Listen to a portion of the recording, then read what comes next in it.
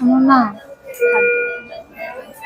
সোনা মা, নমস্কার। আদ্রিতির সিচুয়েশন তো আপনারা দেখতেই পাচ্ছেন। ও এতদিন নিভিউতে অক্সিজেন চলছিল ওর, এখন গলাতে স্টেথোস্কোপি করে ওকে ভেন্টিলেশন সাপোর্টে অক্সিজেন দিতে হচ্ছে। তো প্রায় 3 মাস হতে যাচ্ছে, ও একই রকমই আছে, অক্সিজেন লেভেল কিছুতেই কমানো যাচ্ছে না। তো মেন যে চিকিৎসাটা ওর দরকার, জিন থেরাপি দিলেই তবে ওর মাসেল পাওয়ারটা খুলবে, আস্তে আস্তে বাড়বে, তারপরেই ও আস্তে আস্তে রিকভার হবে, যেটা ডক্টরদের বক্তব্য।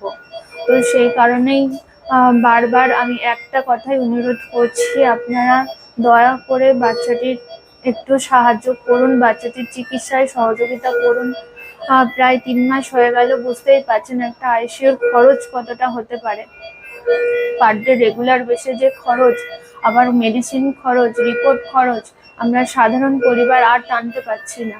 তো সেই কারণেই বলছি, যত তাড়াতাড়ি সম্ভব ওকে জিন থেরাপি না দিলে এইভাবেই হয়তো বিছনাতেই ও থাকবে।